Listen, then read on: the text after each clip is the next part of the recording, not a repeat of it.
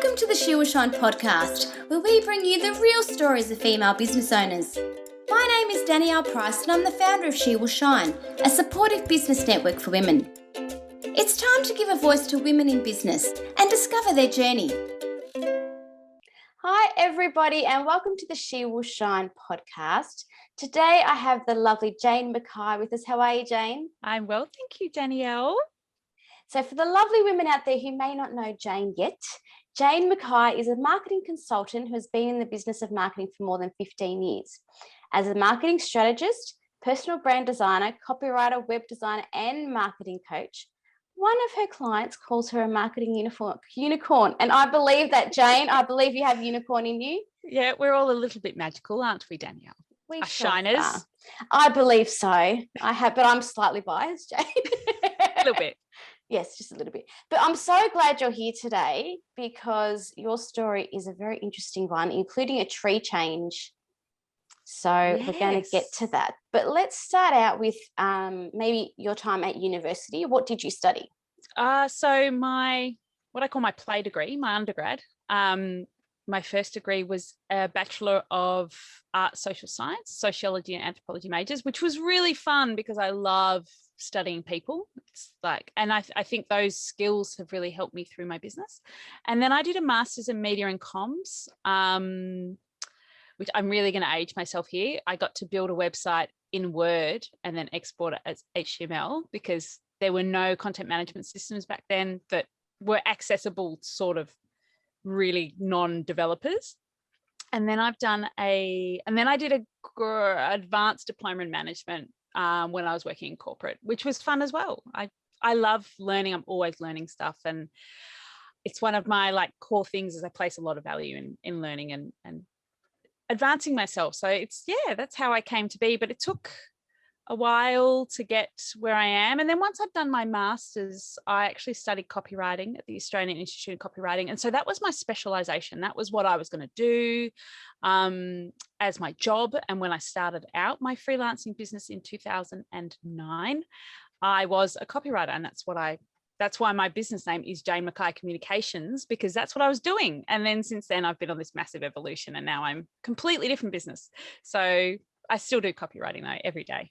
But isn't it interesting though, as you kind of touched on earlier, in that I think everything, I'm like this with my part-time jobs that I've worked along the way as well, every little thing that you've done kind of in that growing up journey, let's call it, influences the way you operate in your business now. Everything contributes, everything's a learning. From dealing with difficult customers when I was a checkout chick and a waitress when I was in my teenage years at high school. I was a terrible waitress out in Warrandyte, but I always had a smile on my face. I always showed up on time. I always had a really good work ethic. I was always polite. That's what my mum always taught me, my parents, manners don't cost anything. And still to this day, I will always have a smile on my face, be polite, no matter whether I'm the customer or delivering to my clients. That's, those foundational experiences in being part of a business when you're young all the way through form who you are and how you show up in your business 100%. 30 years later or however long it's been. A long time. I know, let's try not to count those years, Jane, shall we? I'm spilling coffees on people in Warrandyte, yeah.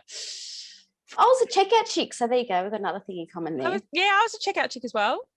I love that. I love that. Vermont Woolworths. I used to do midnight shift. I used to do uni all day, work at Woolies at night, fit in social life in between. But I used to work till midnight on Saturday and go and pick up my friends from nightclubs and drive them home. You're a good friend, Jane. So at what point did you kind of feel copywriting was where you wanted to then move to? All through school, I didn't know. I was very aware of marketing. I had my best friend's father at the time worked in advertising, so did her stepmother, and we would talk about it. And I accidentally once critiqued his Beep Beep Barina ad campaign and said I didn't like it, not realizing he'd done it. But anyway, it was part of my consciousness. But no one at school had ever picked up, oh, you love writing, you're good at English, this could be a job for you. The careers counselors were, go and be a doctor or a lawyer or, those really high end, not creative. So I was brought up as the academic child, and my sister was the artistic, creative child. So I never saw myself as a creative. And then when I got to uni, I did my undergrad, and then somewhere along the way, I learned about what marketing and copywriting was, possibly because my mother-in-law was a copywriter. She was like in Mad Men sort of days in the 60s. She's one of the first ever female copywriters. I think she was even in New York as a copywriter at the time. And I was like, oh, you can, make money out of writing that isn't necessarily writing a book. So, and her and I used to have conversations about that. And I was like, okay, cool. How do I get into that? So that's when I went in and did my master's. I've also always had a love for coding and digital tech, which I've passed on to my daughter. Her and I love, solving a few coding issues when she's on Scratch. Love it. I love it. And it's part of who I am and what I do and what I find interesting. So I was like, okay, so I've done my undergrad, I've ticked that box. Now I'm going to do a degree that I want to do. And so that's how I got into it. I was like, okay, what's the pathway to writing? And that was my goal, and I achieved that goal. And then I went on after that master's, obviously, and specialized in just copywriting through another course. But then I got into marketing and saw that there was a whole lot more other fun stuff that you can do other than whole writing. Can of worms involved in marketing. So yeah, I went through the sort of non-traditional route to marketing. Like I didn't do a marketing degree. I did a comms degree in media. So it was a different sort of pathway, but still with the same result. And it's just fun showing up and being creative every day, which wasn't something I expected for my life. But it's when I just love it. I just really enjoy it every day. Drawing pretty pictures, which is what my kids think. Yeah. Yes, that's what Mummy does for a job. She draws pictures. At that point, did you think about running your own business, or was it kind of not even thought about? Yeah. No. So I was going to do agency work. That was what the pathway that was presented to me. And I went and did, there was a thing through the advertising agencies in Melbourne where you could do an advertising foundations course. So we went and studied in another course that I've done. I can't remember what it was called now, but it was through the Advertising Federation of Australia or something. I think I remember that because I worked in ad agency. I can't think of the term either. I'm sure one of our someone will know. Knowledgeable listeners will know. Yes. And you did this foundations, and you were at an agency, and you were with other people who wanted to go into agency side work. And I realized that I simply don't have the ego to do that side. And I know a lot of beautiful people in advertising, and I'm not saying that everyone has this massive out of control ego, but I'm not a particularly competitive person, and it's a very competitive industry. And I just didn't feel that matched my values and who I was as a person. I'm big on having a values match with what I do and the clients that I work with. And I thought it might bring up a few too many ethical issues for me. So I didn't go down that path, and I ended up client side, working at a couple of corporations in Melbourne, and then a not-for-profit. When I moved out here, started my business, got headhunted, ended up back at marketing manager roles for a beautiful organisation down here, which is not-for-profit helping disadvantaged Australians into employment. And then I went full-time on my own in 2014. So after 5 years of being in business, I said to my husband, something's got to give, because I was working 5 a.m. to 11 p.m. I had 2 children, and I had to have only a week off when I had my second child, because I was under so much pressure to service my clients and service this. It ended up being a contract role with that organisation. I just said, well, it wasn't a contract, and I was still working full time. I just said something's got to give. And then and this was on a holiday in Thailand, and then I got home and I was made redundant. Oh gosh, from that there's job. a sign from the universe. And I was like, this is the best thing that's ever happened to me, which is a really weird reaction to a redundancy. But I was like, oh, this is amazing. This is giving me the opportunity to go all in. And then I went back on contract with that organisation, and now I'm on their board. So like, it's just become this full circle. And yeah, I never thought I was going to be a freelancer. I hadn't necessarily equipped myself with business skills, which is interesting. They don't teach them to you at school at all.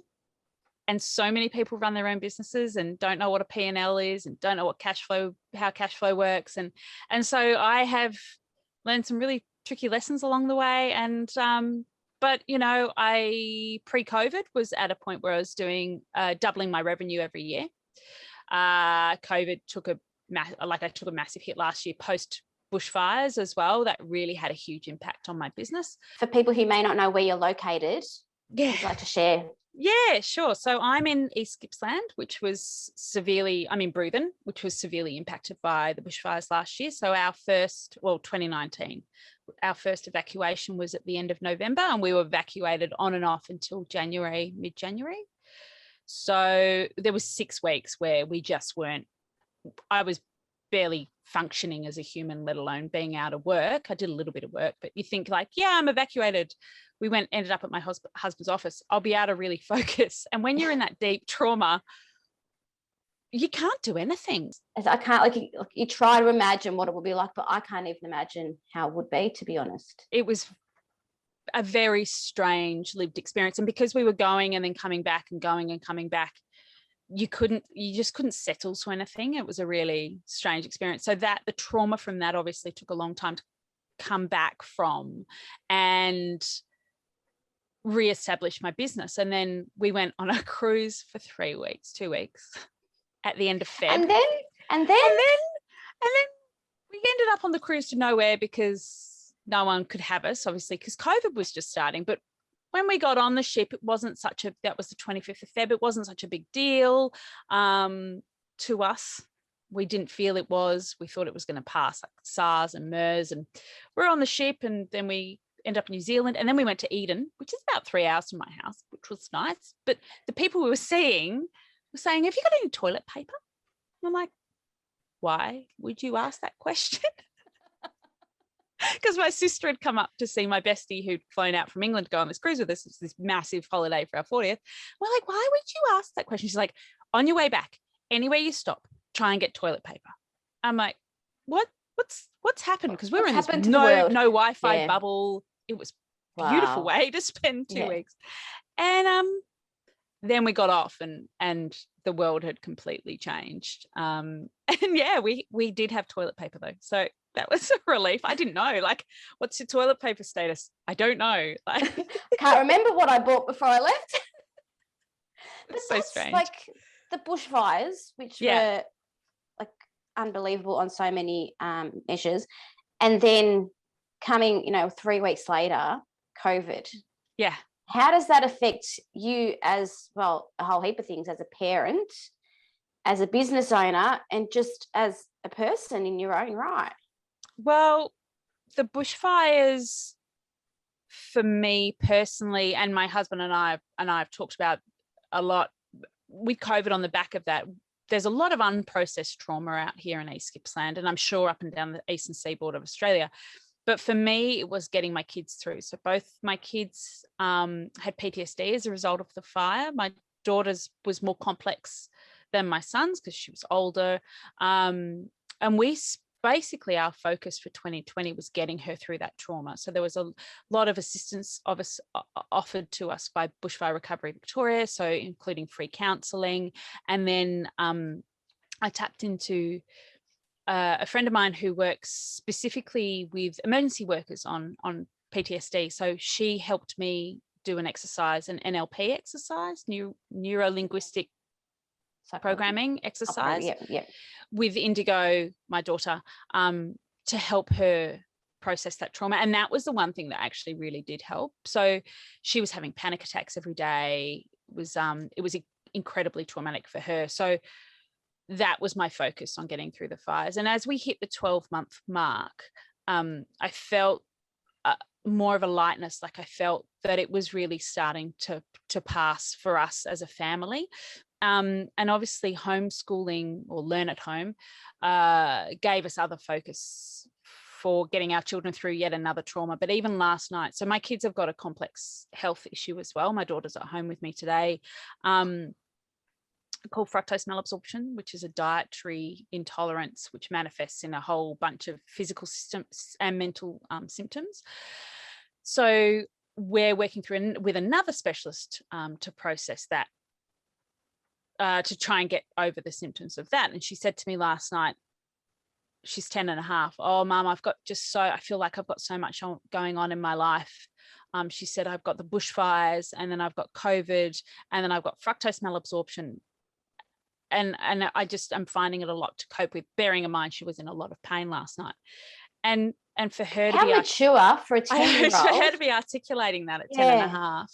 Yeah. She's been through a lot. So trying to get her through that, manage her symptoms, deal with COVID, do learn at home, the social disconnection that they had, has been a really difficult thing, I think, for all parents in Australia who have had to do that, Melbourne and Sydney to a degree, and all over Australia, but especially Melbourne. Like, you guys went into a lockdown that was much harder than the lockdown that we went into. It's been a really tough year for parents. And I think the hardest thing is not knowing when it will end. Yeah. As a business owner, last year was really hard because I was dealing with clients. I was doing learn at home with a prep. I was dealing with clients who are also doing learn at home. And then it's about managing expectations and trying not to burn yourself into the ground, juggling everything that you're expected to juggle, as well as getting money in the door. Yeah. I mean, I'm lucky because my husband has a stable income. So no matter what happens, we always know his income's coming in. I actually had quite a good year the second half of last year. And then cash flow wise, this first quarter, I think now COVID's hit 12 months. People are, less confident again. Yeah. I think we had some more optimism in the second half of last year. And I think now again, people are like, well, when will this end? When the vaccines haven't been rolling out as fast. And it's just been a really complex year to get through. Yeah. Yeah. But I'm a relentless optimist. I always have a smile on my face. I always try and see the positives in any situation. And the positive for COVID for us was we got a heap of family time. We got to go on some amazing little adventures around East Gippsland together, some beautiful walks, spend time together, get to know each other a bit better, get to know some of our weaknesses, like sharing an office with my son and my husband. But, you just got to see the positives. Like, we were doing silly things like having sleepovers in forts in the lounge room and, camping at home. And that's just the way I operate. I'm not someone who gets down and stays down. And that's part of being a business owner. It's not just having resilience. It's not just being able to get back up. It's having the grit. It's having the optimism to see through the next obstacle and having the positivity to get you through there. Yeah. Through just to that keep next. Going. Just keep going. Yeah. And be positive about it. And it's not always easy. We've all got, a lot of us are dealing with anxiety and complex mental health issues, which is why a lot of people do go into working for themselves. Some days are just easier than others. Yeah, absolutely, 100%. So now, I wouldn't say we're on the other end of COVID, but of course restrictions have eased significantly since this time last year. So how is the business going today? Today, it's funny, I was reflecting on, I had a couple of payments in and I was like, wow, back when I started, if I'd got that payment, I'd be like, oh my God, that's so much money. And now I'm like, oh yeah, cool. That's my new normal. We've had a real boost down here where the Latrobe Valley Authority's done a heap of grants, and a lot of people are using them to invest in marketing, which has been amazing for me. I've got to do a whole lot of quotes, and they're starting to come through now. So from now until probably I'm looking at August is probably going to be huge for me. I've completely restructured my business in the last few months where I'm really focusing on delivering strategy, which is what I really love to do, but I hadn't had the headspace and I'd still had my son at home. But now I'm like all in on strategy and just spending, instead of, all right, we'll work together over 6 months, but spending one day with someone and going, right, it's over 2 half days. Otherwise you get too tired, but right, that's it. We're just going to do your 12 months and you're going to know what you're going to implement and let's do it. And just doing that really focused work together and because people go, oh, marketing strategy, it takes a really long time. And it doesn't actually, if you just sit there and do it in a really concentrated and guided, obviously facilitated way, it can have a massive impact on your business in a very short amount of time, and you get really clear really fast. And that's what I'm focusing on doing now. And that's what I'm focusing on delivering for the next few months. So yeah, it's picking up. It's positive. People are, as I said, last quarter wasn't. I mean, we're halfway through this quarter, but it's all starting to pick up and get much more. Do I want to use the word buoyant? Is that a very, it's a federal budget day, but it's a very economics term. But yeah, it's really good. It's fun. Use buoyant? Yeah. I can use buoyant. And my clients, I'm focusing on the clients that I want to work with, which is a question I always ask my clients. Who do you actually want to work with? They go, I'll work with this and work with them. And you go, who do you want to work with? Yeah. Which is a really transformational question to ask people. They go, you mean drop the shoulds? You know, I should be working with corporates. I would just work with who I want to work with. So it's really fun. I think that's really interesting, because when you first start out in your own business, you're like, I just want to work with anyone who's going to work with me. Who wants to work with me? I'll take you on. I'm here. I'm available. Yeah. But then I think it's after kind of that first few years in business where you're like, oh, hang on a second. I like working with that particular client for X, Y, Z reasons. And this one, I don't think we're quite the right fit. So you're starting to really like fine tune and focus on that, what your actual niche is and who your real target market is, because you can service everybody, but it doesn't mean you're going to service everybody well. Or find it fun. And what's the point of working for yourself if you don't find it fun? And I'm pretty good now at picking. I'm very clear on who I will and won't work with. So I won't work with people who, we had a conversation actually. I'm in a startup Gippsland mentoring group, and we were talking about the yeah, but, and you go, have you done this? And they go, yeah, but. I don't work with people who go, yeah, but. There's reasons, there's not excuses. And that's what I say to my kids.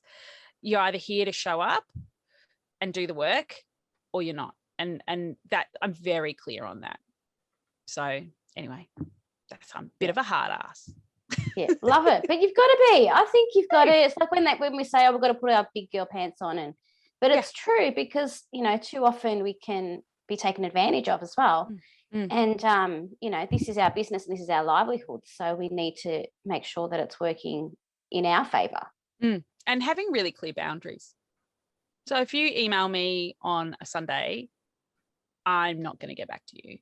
And I have worked with clients in the past who would email me on a Sunday. This was when my very beginning freelance journey, back in 2009, and then would ring me at 8:00 on Sunday and go, why haven't you got back to me? Oh my gosh.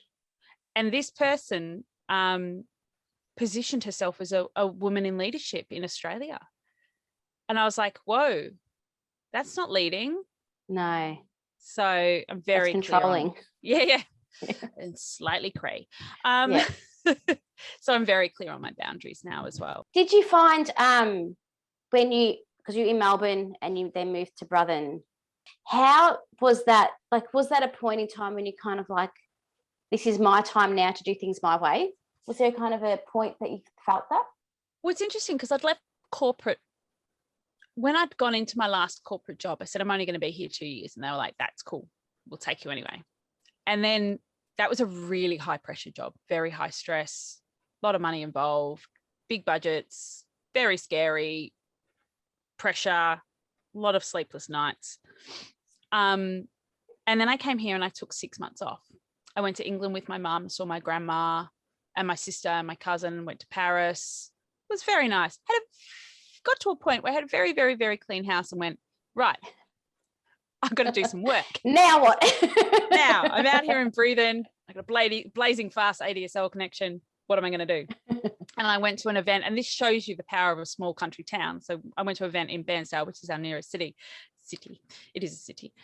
And our builder of our house had just won an award. And he goes, what do you do? And I said, oh, I'm a copywriter by trade, but at the moment I'm not working. And someone turned around and said, I need a copywriter. And that was on the Friday. I started work on the Monday. That was my first freelance job. And I still do work for that organization occasionally. And then someone on their board. So I was picking up work on and off just through word of mouth. And then I started a blog on my website And it's still some of my really old blog posts. I've left them up there from 2012 when I'd gone into this, like I'd been headhunted into this corporate job. And I started writing a blog at lunch because down here we have hour lunch breaks and you actually take them. And I was like, wow, I don't even know what to do. So I started blogging and people would contact me and going, I've been reading your blog. Can you do some writing for me? Can you do some writing? And so that's how my business actually started, was from a blog and this little bit of freelancing I was doing. And I went, oh, hang on. I could make this happen. And then so I had kids and, you know, through that. And then it's just got bigger and bigger and bigger since then. And now, you know, I've got a client in New Zealand. I've got a client in the States at the moment who I'm currently working with, all across Australia, Bali. Yeah, but, you know, I started really small, focusing on copywriting, like through freelancer.com, through those marketplaces. The weirdest job I had through then was, this is back in 2009, with a client in Germany. He was very nice, man. Time difference was horrendous. But for him, he had a marketplace for a Russian dating site. So apparently it's a humanitarian crisis because the men in Russia are dying young. This is what he told me anyway. And they were trying to find husbands for these women all across the world. So I was editing dating profiles of women in Russia to make them sound more like they were native English speakers. I love it. It was so weird, but also, you know, it was fun. So, isn't it funny, like what shows up? It comes across like, okay, yep, I'll give that a go. Yeah, sure, I can do that. And I've written some weird copy, like from metallurgical supplies and a sock e-commerce store. And you just do what you've got to do. If it's going to make you money, like in the early days, that's what you do. Yeah. And you're not too good for any job in the early days, unless it compromises you ethically. And that's how I started. And I was like, whoa, I'm actually making money. I think I was making maybe $600 a month. But, you know. That was a starting point. Yeah. That's right. That's awesome. Weird. So you won't be writing Tinder profiles though anytime soon? No, not at all. Close the door. I've never even seen Tinder. Never seen it. I don't even. Neither do I. I'm an old married lady. Yeah. So that's like from there to now, and it's like, whoa. Anyway, strange. But isn't that the thing, right? I think when I look within our community, especially, Jane's one of our She Will Shine members, we're all doers.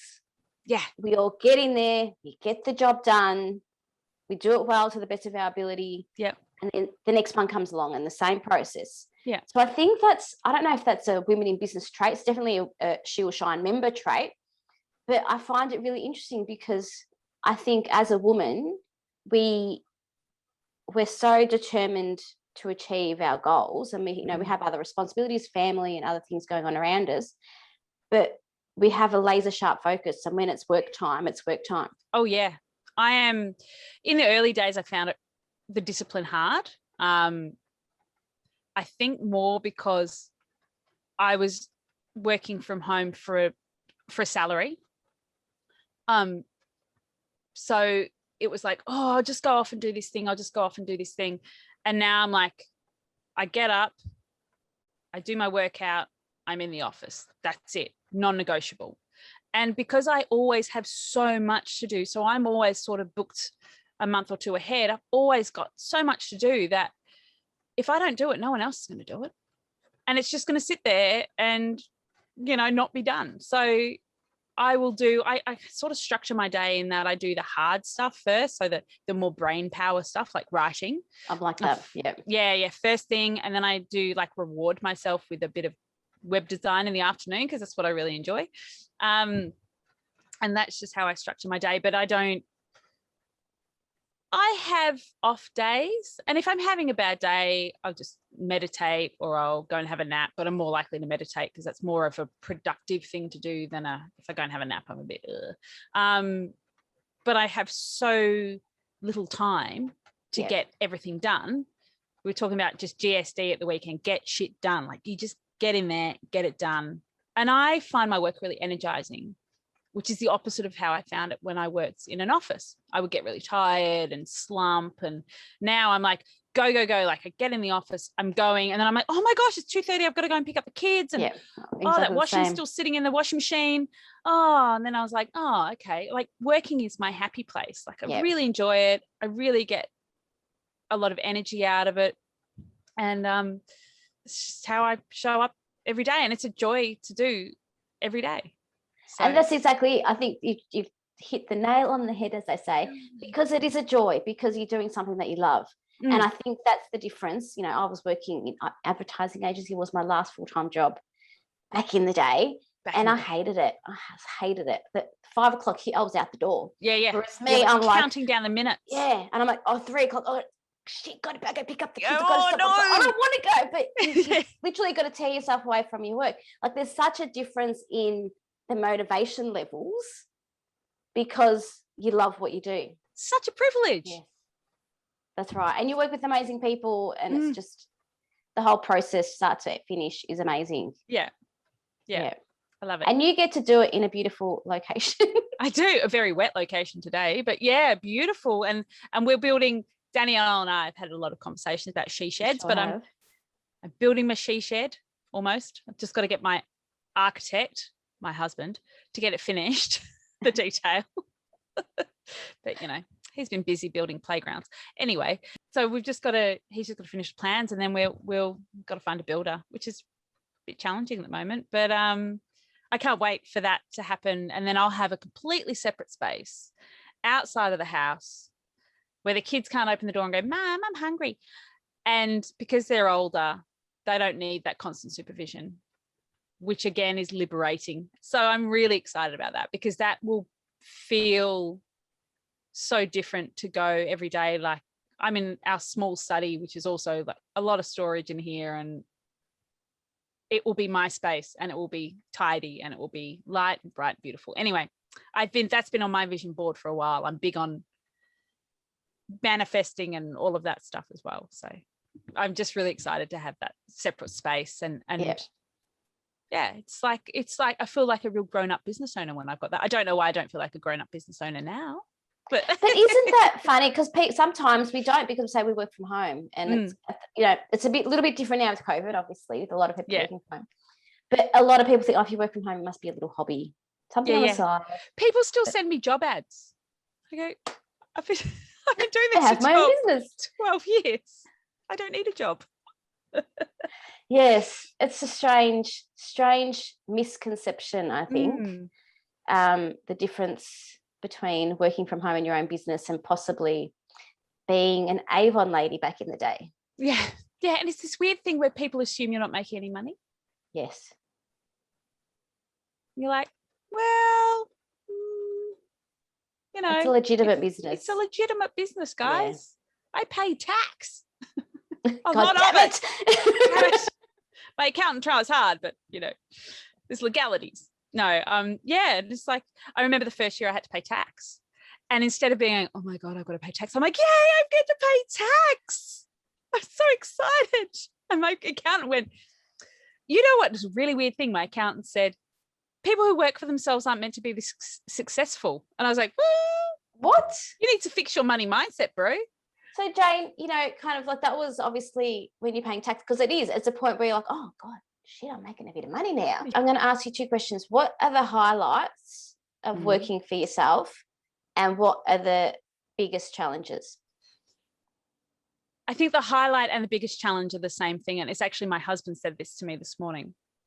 I said, because we're talking about, it's a bit Groundhog Day at the moment in our house. It's a bit like we feel like we're doing the same thing every day and nothing's ever changing. And he said, but hang on, your income's increasing all the time.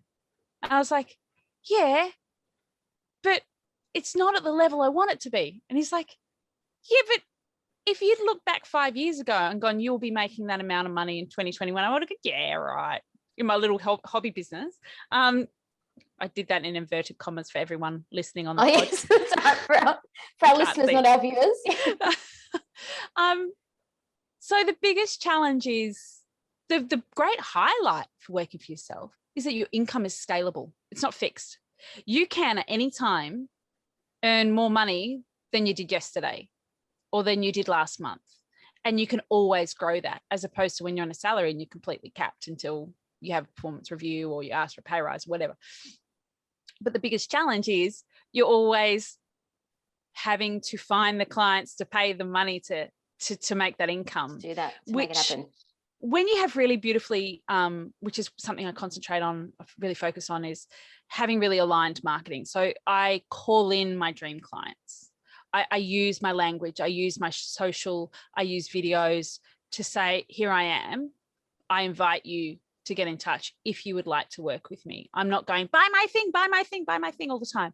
And it's funny because I got a large contract yesterday where the client said, I got a few quotes, and it was a condition of one of these grants that I was talking about earlier. And she said, I looked at all these people's socials, and she said, you just resonated with me. She said, I watched all your videos on Instagram. And she said, I just felt like you connected with me. And that's the power of marketing, when you get really aligned with who you are, what you do, what your values are, how you want to show up with your clients, and get really clear on what they need to hear to work with you. Not just about you, but about themselves. There's a knowing when someone chooses to work with you about themselves, that they're ready to take that step, that they're worthy, that they're valuable, that what they have to say has an impact on the world. And one of the things that I love doing with clients, and also, for example, at this mentoring that I'm doing with Gippsland Startup, or Startup Gippsland, is expanding the vision that my clients have for their life. Going, okay, so you say you want to do this, but if you thought about doing that, and they go, oh, I've never thought about that. And yeah. We had a conversation at the weekend, and one of the guys in the room said, if I pull off what we've just talked about, he said, I will be the happiest man on earth. And it's like, well, all you need to do is take what we've talked about and make a plan to get there. It's that simple. But until you have worked out that point you want to get to, put a strategy around it, you just end up in a place of overwhelm. And that's what I love doing with my clients. It's going, okay, where do you want to be? How are we going to get there? Boom, let's do it. And it's just like brain explosion stuff. But I love it. Oh, yeah. Lost an earring, Danielle. Oh my goodness. Oh my God. I have to take the other one out so I match. They're so pretty. Make sure you don't lose them. I won't. It's in my study. I won't lose anything in here. It's so tidy. It's not even the she shed yet. No, it's not even the she. Oh, the she shed's going to be, I'm going to have a rug. We could have a whole episode about the she shed, Jane. Probably will. Watch this. It'll be documented on my Instagram stories in depth. Isn't it interesting? Just as what you were saying, I was thinking back to what you said earlier, because it's about showing up. And isn't it interesting that your very first freelance job was when you mentioned that you're doing copywriting, and someone overheard it? You showed up, you put it out into the universe, as they say. And the universe rewarded you, and it came back to you. The universe is always listening. That's right. And I think it's what are you putting out into the world? How are you showing up? Yes. And you've got to be in, to get technical on law of attraction, you've got to be in a vibrational alignment. You can't be saying the things that you want to do, but then in your mind going, oh, yeah, but you got to be going, you know what, I'm ready for this, and I'm going to do it, and I am showing up as that person. We talk about embodying the person that you want to become. Yes. You can't do that on the outside without doing the inside work. When I started my small business, I did it out of flexibility around my kids, because I didn't have any of that in advertising, as we've discussed. But I had no idea about the development and the mindset issues that would come up on that journey. I just thought, I'm just going to start a business, get some money in while my kids grow up, and then we'll see what happens. It was purely, that was my goal. And now it's kind of like, no, but I want so much more now. Things have changed and I love it, and I want this, this, and this. That's what you're expanding the vision you have for your life. Yeah, that's right. But I had no idea about the mindset issues and the personal development. None of that entered my thought process at all. Someone was saying the other day that being self-employed is the biggest personal development project you can have. I believe because it is so tough. The mindset stuff. So I didn't really start working on my mindset till I think 2016. Got my manifesting journal right here. Might have been earlier. On hand. Let's see. 2017. Yeah. When I first started the real mindset stuff and actually seeing it as a business tool. Because I've worked with some clients who have really dialed in their mindset. They're really positive. They know when to show up. You know, that they have that grit and resilience that I was talking about earlier. And then I've worked with other clients who are so ready to blame everyone else for their failings and not willing to show up and do the work. And they're the clients I no longer work with, because I've seen it and it doesn't end positively for them or for me. There's no fulfillment out of, like, fulfillment's one of the big things for me. I need to feel fulfilled in my work. I don't want it to be transactional. You know, I want to work with clients who value me, value what I do. And, you know, some of the clients I've worked with have become lifelong friends. Like, one of the clients I've been working with recently, she's in Pennsylvania and she runs retreats to Tulum in Mexico, which one day when we can go to Mexico. Can I come with you? It's about, yeah, for sure. Because it's about mums finding their identity after motherhood. Yes. We're there. I'm there. Yeah. Mexico. So, and her and I, we just gel so well and such good friends. And I know that when we go to Mexico, we're going to have an awesome time. So, and they're the clients I want to focus on. You've just reminded me about my own little journey. As a graphic, you know, obviously when I left graphic design, but the reason She Will Shine began was because the relationships I was having with my clients as a graphic designer with other fellow women in business, women who would come to me for a logo for the business or whatever, and somehow our paths had crossed. The friendships that we had forged through working together were so strong that it's what inspired me to create She Will Shine, because women in business who are on the same, they may be in different industries, but they're on the same trajectory, they're on the same path, and they're on the same wavelength. Yes, 100%. And there's nothing like it. And, you know, people say you shouldn't work with friends, and it's like, oh, the friendships have started through the business, but they've just gone crazy, because now they're people that I'll ring, you know, oh, what are you doing on the weekend? Do you want to catch up or whatever? Let's catch up for coffee. But it's so interesting that when you find those people that are aligned with your own values and everything that you're doing, what can come out of those relationships is incredible. That's why being clear on your values and what you want in your life is so important, because then it helps you be aware of who's in your orbit, who's on your same wavelength. Like, I know, I've got friends in She Will Shine.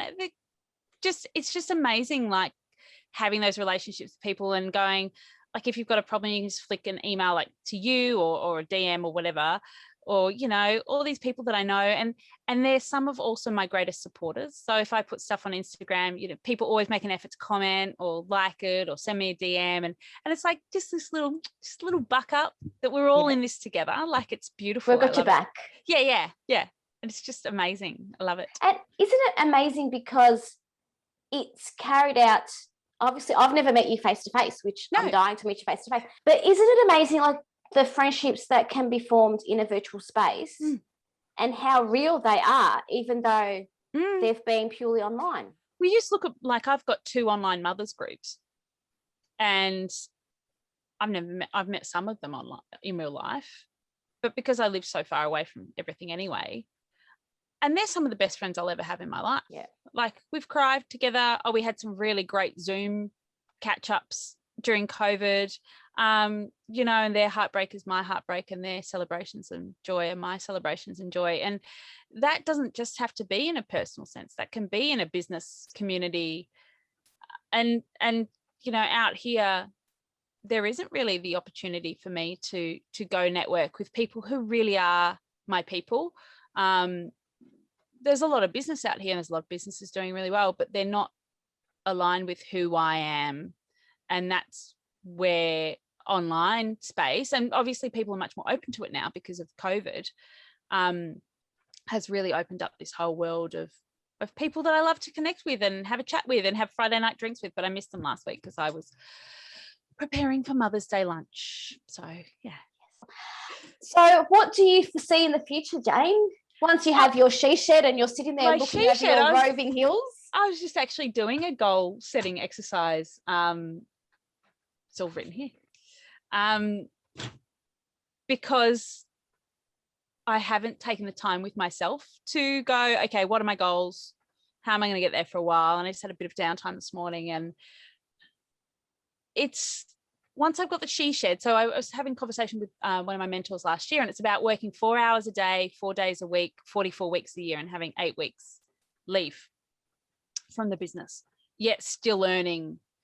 We talk about 6-figure businesses. I don't want to talk about 6 figures because I've got it actually circled here. It's about feeling aligned, feeling purposeful, and feeling fulfilled. And that looks different for everybody. That's right. So they're the key things that I want to achieve. That obviously comes from an income level for me personally, and I want to achieve that. I'd love to do more podcasts and speaking, because I've spent a lot of time in the last sort of 12 months getting really clear on what I want to do for my clients. And I think that's a valuable thing to share with the world and have impact. And I'm just looking forward to just working with more and more of my aligned clients. Like now I've got really clear, I've taken the time to get really clear on that, what I'm going to deliver to them, how I'm going to show up, and the impact that that's going to have on themselves. Like that was a massive pivot for my business in the last 2 months. I think I've done that. So now I'm like starting at zero again and doing it all again. I'm going to rebuild my website and change all my copy again. And just that's what's next. And we don't know what then in a year's time I might change my mind again. Yeah. Isn't that it? It's like we're saying about the personal development. It's like an evolution. The business evolves, you evolve. Never stops. Like you just keep going. Yeah. Never stops. And as you know, Angus, my husband, said to me this morning, you know, if you look, someone 5 years ago told you be on this income level now, you would have thought they were being silly, but you've just got to keep reaching. You've just got to keep evolving. You've just got to keep setting those goals higher and higher and higher, and breaking through those mindset barriers that you have to those goals and going, right, I'm going to do this. I'm going to achieve this. And then going out and achieving them, reset your goals, go out and achieve it, reset your goals. And that is a way of getting your business more and more aligned as well. So that's what I'm doing. 100%. I love watching you, Jane, on socials and also via your podcast. So Jane has a podcast. Would you like to share? Oh, my podcast is called Smart Women in Business. And there's a chat with Danielle on there. It's a chat with a few shiners as well. Alana, whose birthday it is today. So yeah, come and find me on there. Yeah. But I love how you're putting yourself out there. You're putting out what is aligned with you, with your vision and your business. And it shows in what is coming back to you. And I think that's something that you should, you know, be really proud of yourself. Thank you, Danielle. It's a nice thing to hear. Oh. And few people have said to me, I love seeing you on LinkedIn or Instagram, and I go, oh, you know, there are people out there watching it. So don't think that people aren't looking at you on social, because they definitely are. That's right. I know sometimes you're like, oh, doing it again, but it's like the people who are meant to be watching are watching. Yeah. Yeah. 100%. Thank you so much for your time today, Jane. Thank you for having me, Danielle. It's such a pleasure. It was quite odd for me when you interviewed me on a podcast because the roles were reversed. So now I got you back. I've got a couple of podcast interviews lined up, and usually I am the host, and I'm like, oh, what's it going to be like? It's been a joy. I'm sure we'll chat to you again soon. And we do need to see those photos of the she shed when it is built. Yes, when it's done. It will happen. It will. Yeah. Beautiful. Thank you so much, Jane. Thanks, Danielle. And thank you to everyone for joining us in today's episode. I hope you enjoyed Jane's story as much as I did. And we'll be back with another episode very soon. Thanks for joining us. See you later. Thanks for joining us. If you enjoyed this episode of the She Will Shine podcast, we invite you to check out shewillshine.com.au. She Will Shine is the essential support network you need to grow a thriving, meaningful business. We can help you grow your network, connect and develop genuine relationships, be supported and support others in building and growing a successful business on your terms. Say goodbye to working alone and become a member at shewillshine.com.au.